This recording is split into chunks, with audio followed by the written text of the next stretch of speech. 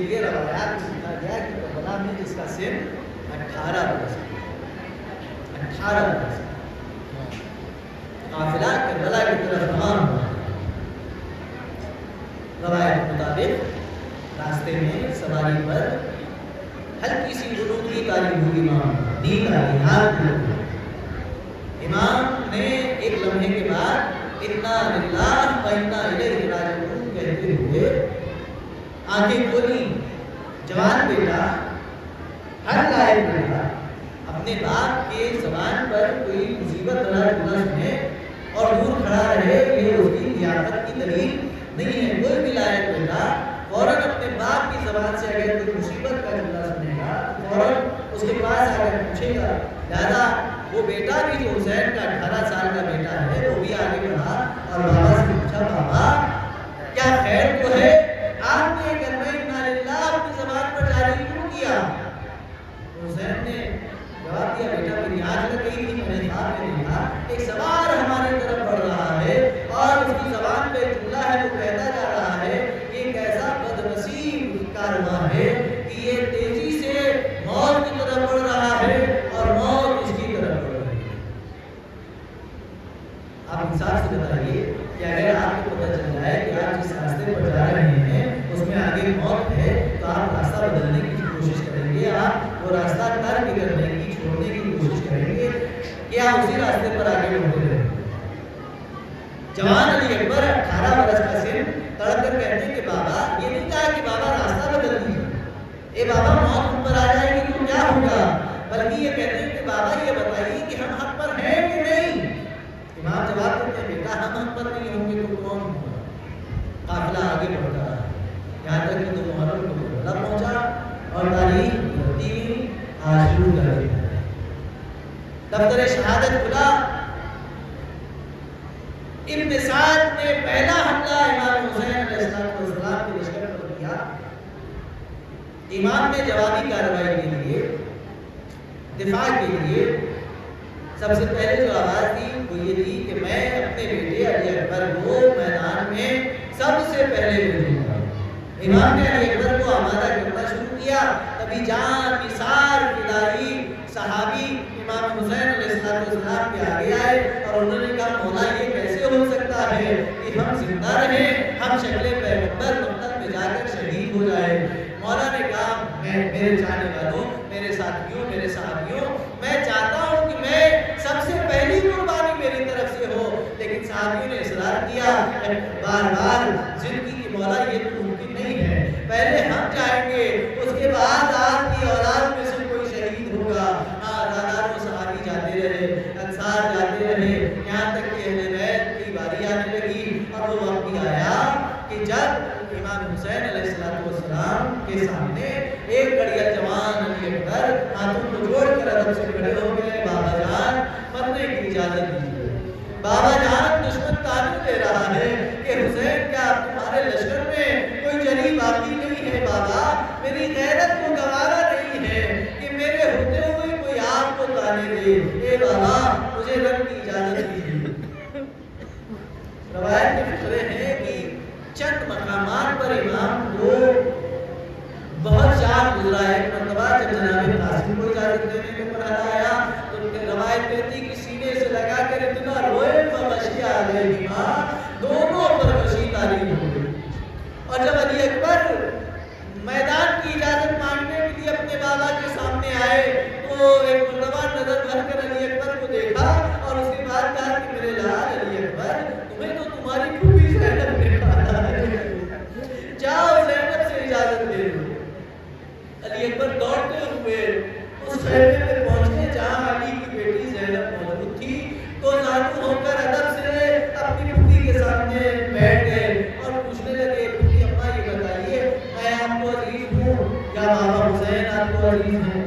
زینب سمجھ گئی کہ علی اکبر پوچھنا کیا چاہتے ہیں، لہذا سوال کیا کہ علی اکبر آج یہ سوال کیا کیوں کر رہے ہو؟ حسین بھی عزیز ہے، تم بھی عزیز ہو۔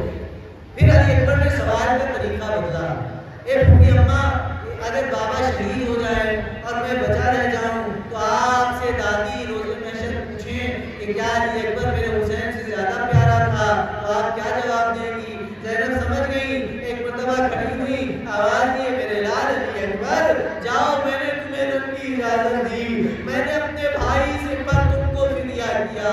علی اکبر خوشی خوشی حسین کے پاس آئے، اے بابا تمہیں اماں نے اجازت دے دی۔ ایک مرتبہ آنکھوں میں اشک بھر کر حسین نے اپنے کڑیا جوان علی اکبر کو دیکھا اور آسمان کی طرف دیکھنا شروع کیا، آواز دی اللہم اشہد علی ہؤلاء القوم، اے پروردگار اس قوم پر گواہ رہنا، فقد برزا الیہ غلام، اب ان کے مقابلے پر ہو جا رہا ہے اشبہ الناس خلقا وخلقا ومنطقا برسول اللہ، اے پروردگار اب ان کے مقابلے میں وہ جا رہا ہے جو شکل و صورت کے اعتبار سے، رفتار و گفتار کے اعتبار سے تیرے رسول کی شبیہ ہے، کننا اذا اشتقنا لزیارت رسولک، اے پروردگار جب ہم زیارت رسول خدا کے مشتاق ہوتے تھے فنظرنا الی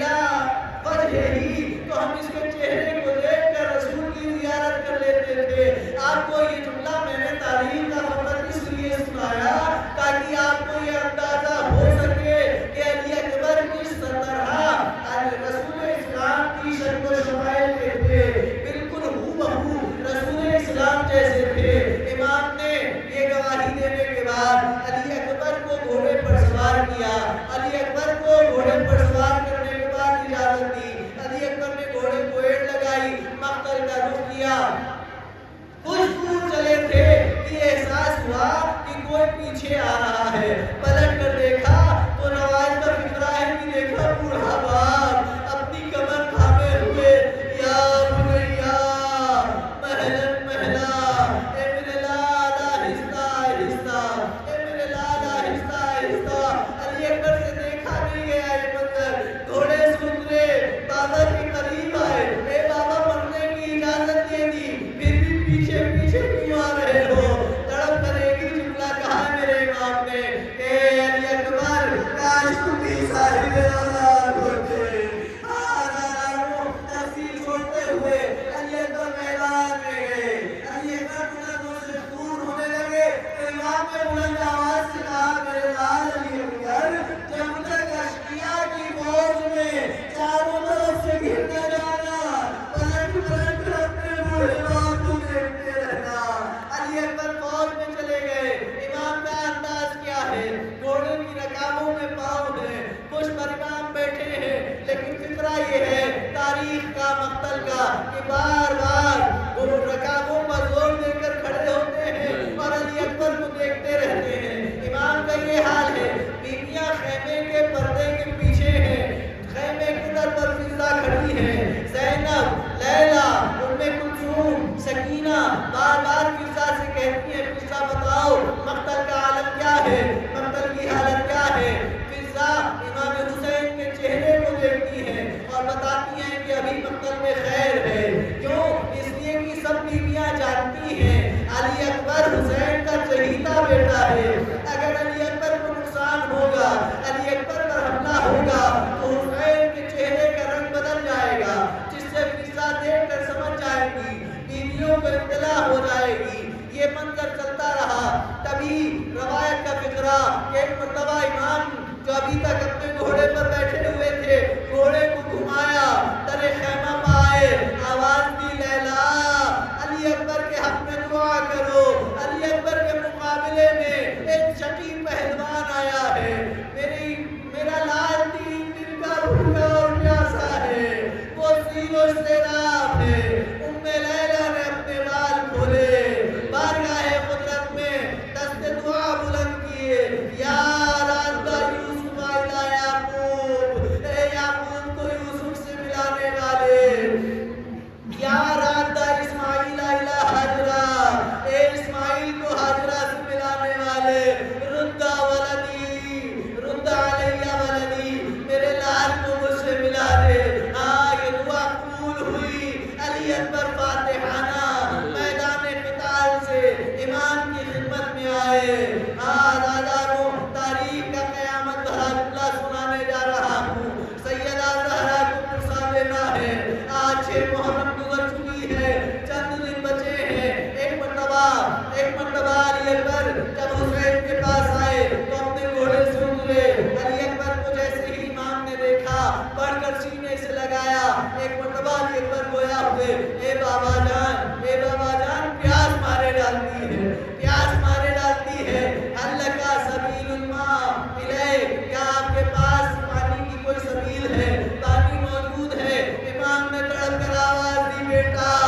تمہیں تو معلوم ہے اشقیاء کی فوج نے 7ویں محرم سے پانی بند کر دیا، آج خیمے میں ایک بوند بھی پانی نہیں۔ آزاداروں، اتنا کہنے کے بعد بوڑھے باپ نے اپنے کڑیا جوان بیٹے سے کہا، اے میرے لال علی اکبر، اپنی زبان میرے منہ میں رکھ دو۔ علی اکبر نے اپنی زبان بابا کے منہ میں رکھی اور فوراً ہی کھینچ لی اور تڑپ کر کہا، بابا آپ کی زبان تو مجھ سے بھی زیادہ سوکھی ہے۔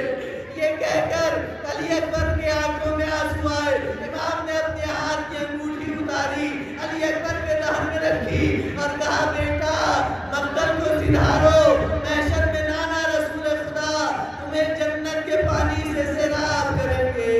شہزادہ دوبارہ مقتل میں آیا، تلوار چلائی، تلوار چلتی رہی، کچھ دیر کے بعد مقتل کی فضا میں آواز گونجی، یا بابا علیکہ منی سلام، اے بابا آپ کو میرا آخری سلام۔ حسین تیزی سے گھوڑا دوڑاتے ہوئے ہم شکل پیغمبر کے سرانے پہنچے، سب گھوڑے سے اترے، علی اکبر کے سر کو اپنے زانوں پر اٹھا کر رکھا، دیکھا کڑیا جوان کربلا کی جلتی ہوئی زمین پر ایڑیاں رگڑ رہا ہے، تڑپ کر پوچھا، اے میرے لال کوئی تکلیف ہے، اے میرا لال کوئی تکلیف ہے؟ جب بار بار اصرار کیا تو علی اکبر نے جواب دیا، بابا پرچی کی علی سینے میں ٹوٹ گئی ہے۔ امام نے آستینیں چڑھائی، چٹکی بنائی انگلیوں سے، علی اکبر کے سینے کے زخم کو ٹٹولنا شروع کیا، پرچی کا سرا انگلیوں سے ٹکرایا۔ اب یہاں علماء بیان کرتے ہیں، نجف کا رخ کیا، آواز دی عالی مدد، یہ کہہ کر امام حسین نے اپنے کڑیا جوان بیٹے کے سینے سے پرچی کا پھل کھینچا۔ آزاداروں قیامت ہو گئی، صرف پرچی نہیں نکلی، علی اکبر کا کلیجہ پرچی میں الجھا ہوا علی اکبر کے سینے سے باہر آ گیا۔ واہ علی اکبرہ، واہ علی اکبرہ، 57 برس کا بوڑھا باپ، 18 برس کا کڑیا جوان، علی اکبر کا لاشا اٹھانے کی کوشش کی، لاشا نہ اٹھ سکا۔ خیمے کی طرف دیکھا، چھوٹے چھوٹے بچے نظر آئے، آواز دی بنی ہاشم کے بچوں آؤ۔ بچے دوڑتے ہوئے امام کے پاس پہنچے، بچوں کی مدد سے امام نے علی اکبر کا لاشا اٹھایا، علی اکبر کا لاشا لا کر اس خیمے میں رکھا جو لاشوں کے لیے بنایا گیا تھا۔ بیویاں آ گئیں، وہ علی اکبر کا ماتم کرنے لگی۔ تبھی کوئی بیوی متوجہ ہوئی کہ ام لیلہ کو پرسا دینا چاہیے، ام لیلہ نظر نہیں آئی، فضہ کو بھیجا گیا۔ فضہ جب خیمے میں پہنچی ام لیلہ کے تو کیا دیکھا،